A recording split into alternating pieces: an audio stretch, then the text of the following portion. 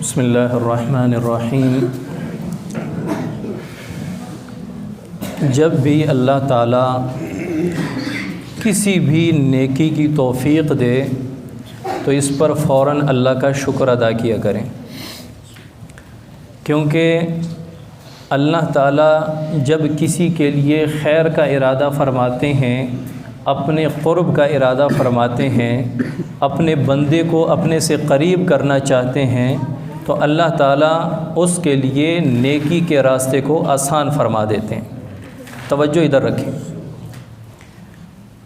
جب بھی کبھی چھوٹی ہو بڑی ہو نیکی ہو، ایسا عمل ہو کہ جس سے اللہ راضی ہوتا ہے، تو اس پر فوراً اللہ کا شکر ادا کیا کریں۔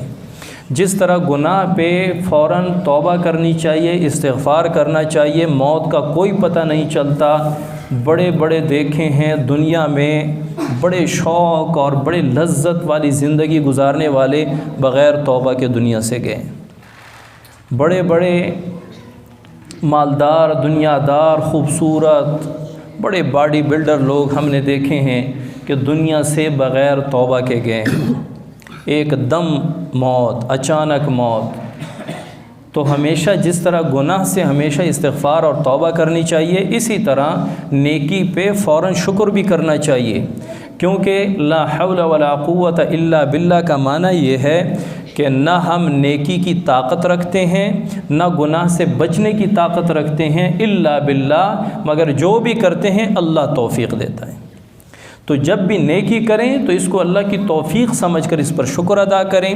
جب بھی گناہ کریں تو یہ سمجھیں کہ اللہ مجھے اپنے سے دور کرنا چاہتے ہیں، جس کی وجہ سے مجھ سے یہ گناہ ہو رہے ہیں، یا اللہ میں اس گناہ پر تجھ سے معافی مانگتا ہوں۔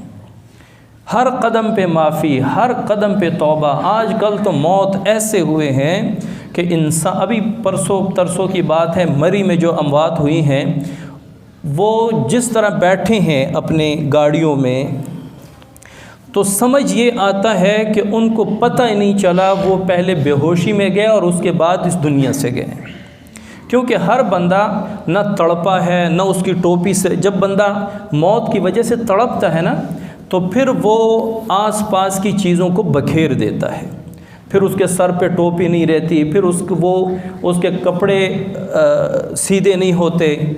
وہ جتنی بھی تصاویر اور ویڈیوز آئی ہیں، وہ ساری کی ساری ایسے آئی ہیں کہ جس طرح بندہ کار میں، گاڑی میں سویا ہوا ہے اور وہیں سے اس کی روح پرواز کر گئی۔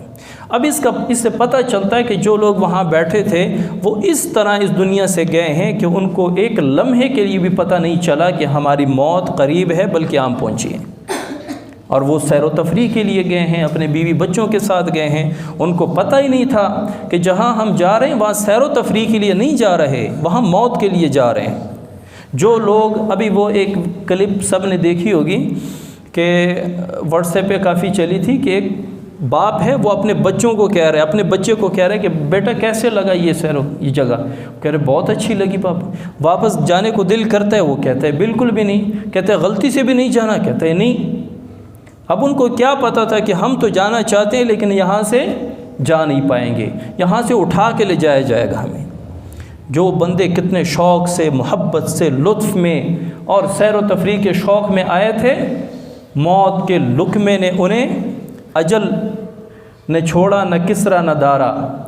اس نے کسرا اور دارا کو نہیں چھوڑا، جنہوں نے دنیا پہ بادشاہتیں کی ہیں، اپنی طاقت کا، اپنی بادشاہت کا لوہا منوایا تھا، وہ نہیں بچے تو ہم کون ہیں؟ موت تو ایسے آ رہی ہے، گاڑی میں بیٹھے ہیں، بائک پہ بیٹھے ہیں، ہینڈ فری لگائی ہوئی ہے، گانے سن رہے ہیں، جا کے ٹکر لگی، اٹھانے لگے، اس کی موت ہو گئی۔ گاڑی میں بیٹھا ہے، اچانک سلنسر پھٹ گیا، وہ سلنڈر پھٹ گیا، کیا ہوا؟ وہ سب وہیں پہ لقمہ اجل بن گئے۔ موت تو ایسے آ رہی۔ اب آپ میں سے، میں آپ سب سے پوچھتا ہوں، آپ میں سے کوئی یہ چاہتا ہے کہ مجھے بغیر توبہ کے موت آئے؟ میں آپ سب سے پوچھتا ہوں، چاہتا ہے کوئی کہ مجھے بغیر توبہ کے موت آئے؟ نہیں چاہتا نا کوئی۔ اور یہ آپ میں سے کس کس کو پتہ ہے کہ میرے موت میں 1 سال 1 ماہ 50 سال 20 سال رہتے ہیں؟ کسی کو پتہ ہے؟ دیکھیں، جب بغیر توبہ کے بھی نہیں مرنا چاہتے ہیں اور موت کا وقت بھی پتہ نہیں ہے، معلوم نہیں ہے، تو پھر اس موت سے پہلے توبہ کیوں نہیں کر لیتے؟ پھر 24 گھنٹے میں 1 گھنٹہ اللہ کے لیے نماز کے طور پہ کیوں نہیں کھڑے ہو سکتے؟ پھر قدم قدم پہ اللہ سے معافی کیوں نہیں مانگ سکتے؟ آنکھوں کا گناہ ہو گیا، جیسے ہی نکلیں یا اللہ میری توبہ، میں بڑا کمزور ہوں، یا اللہ تم مجھے معاف کر دے۔ نماز میں تاخیر ہو گئی، جماعت نکل گئی، یا اللہ میری توبہ، میں بڑا کمزور ہوں، مجھے معاف کر دیں۔ قدم قدم پہ معافی مانگا کریں۔ ایک تو قدم قدم پہ معافی مانگا کریں، اور دوسرا روزانہ ایمان کی تجدید کیا کریں۔ آخری زمانہ ہے، آپ صلی اللہ علیہ وسلم نے فرمایا کہ لوگ گھر میں صبح گھر سے نکلیں گے، کافر ہو کے لوٹیں گے گھر میں۔ کافر مسلمان گھر میں داخل ہوں گے، صبح کافر ہو کے گھر سے نکلیں گے۔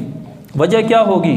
یہ نہیں کہ وہ سر عام اعلان کریں گے کہ جی ہم نے خدا نخواستہ عیسائیت قبول کر لی، خاموش بیٹا، کہ ہم نے عیسائیت قبول کر لی، ہم نعوذ باللہ یہودی بن گئے، ہندو بن گئے، سکھ بن گئے، ہم نے اسلام چھوڑ دیا، ایسا نہیں۔ ان کی زبان سے کوئی ایسا کلمہ نکلا ہوگا گپ شپ میں، مذاق میں، کہ وہ ایمان سے ہاتھ دھو بیٹھے ہوں گے، اللہ نے ان کا ایمان سلب کیا ہوگا اور ان کو پتہ نہیں ہوگا، اور وہ بغیر ایمان کے دنیا سے جائیں گے۔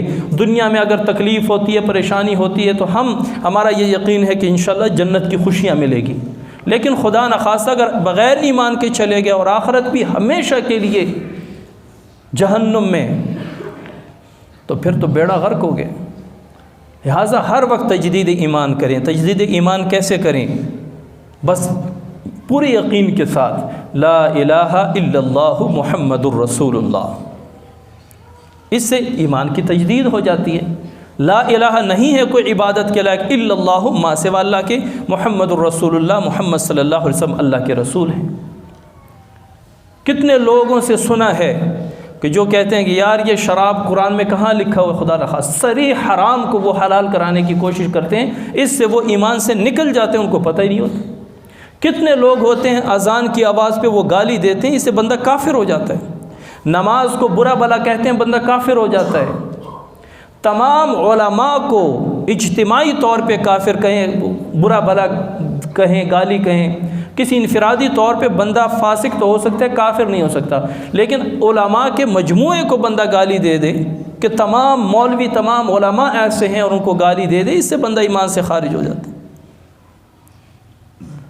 بڑا ایمان کوئی معمولی چیز نہیں ہے کہ اس کو ہم باتوں باتوں میں اس کا مذاق اڑائیں، آپ صلی اللہ علیہ وسلم کی سنتوں کا مذاق اڑائیں اور ہم سمجھیں کہ ہم مسلمان ہیں۔ ایمان تو اللہ تعالیٰ کی ایسی نعمت ہے کہ جس کے لیے صحابہ نے اپنا تن من دھن قربان کر دیا ہے، اپنی بیویاں بیوہ کروا دی، بچے یتیم کروا دے، اس کے بعد ان کو ایمان ملا تھا۔ اور ہمیں گھر میں ماں کی گود میں پیدا ہوتے ہی کان میں اذان، کان میں اقامت کہ تم مسلمان ہے، مسلمان کا بیٹا ہے، مسلمان کے گھر میں پیدا ہوا ہے، تو انہیں آگے اللہ کی مرضی پہ چلنا ہے، اپنی مرضی پہ نہیں چلنا۔ یہ تو پیدا ہوتے ہی ہمیں یہ پیغام دیا جاتا ہے۔ آگے ہم من مانی زندگی گزاریں، اپنی مرضی کی زندگی گزاریں، جوانی میں مست ہو کے، نہ نماز کی فکر، نہ ذکر کی فکر، نہ حلال حرام کی فکر۔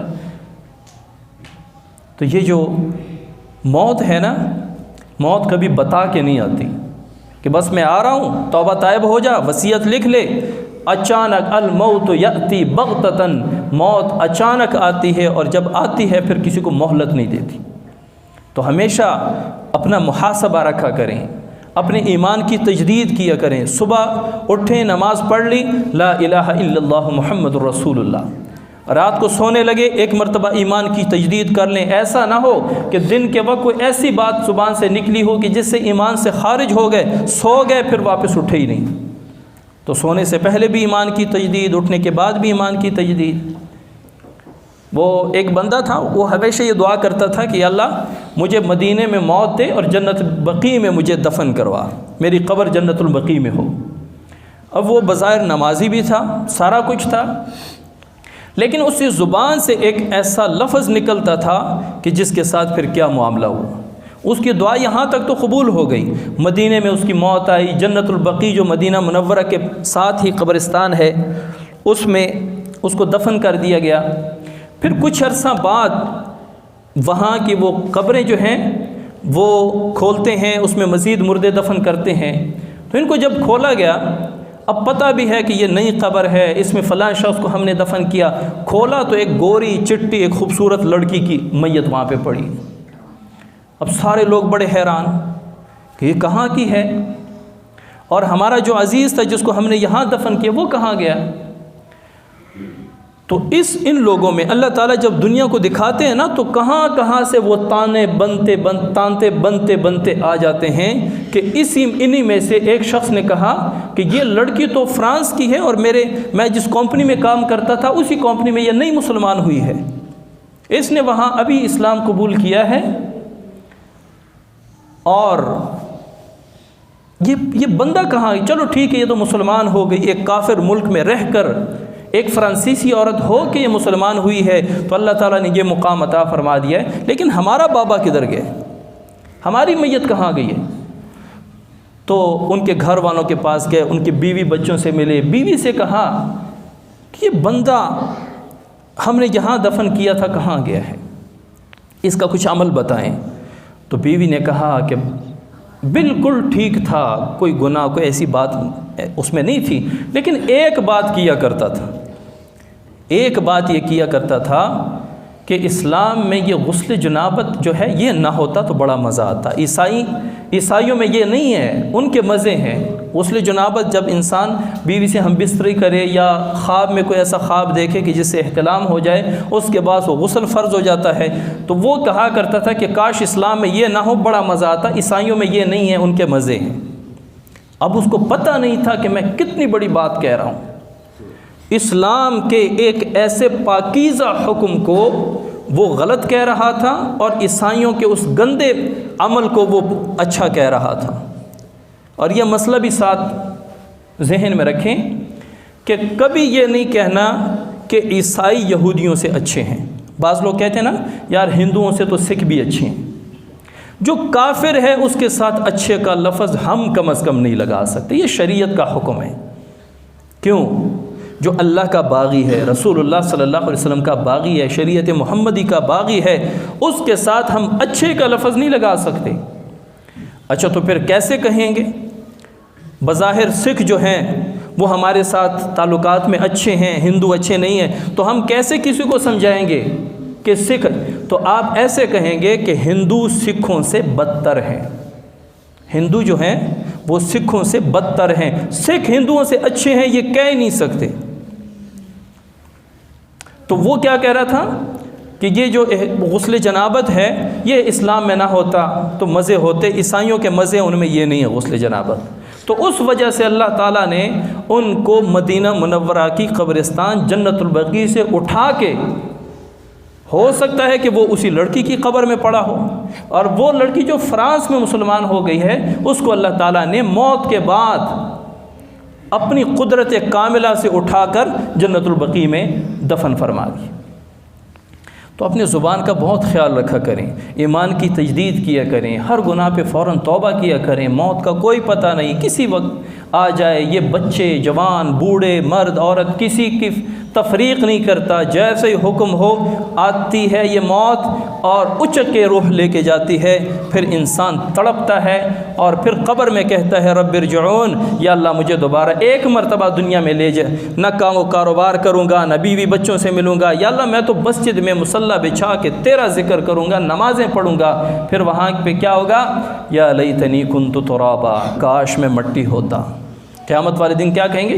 یا لیتنی کنت ترابا، کاش میں مٹی ہوتا، مجھ سے سوال و جواب تو نہ ہوتا۔ تو میرے بھائیوں، یہ جتنی باتیں بھی ہوتی ہیں، عمل ہو جائے تو ایک بھی کافی ہے، عمل نہ ہو، دل پہ مہر لگا ہو، اللہ تعالیٰ بندے کو اپنے سے دور کرنا چاہے تو 2-3 گھنٹے 10 گھنٹے بھی اس کو نصیحت کرو تو اس کے پلے کچھ نہیں لے گا۔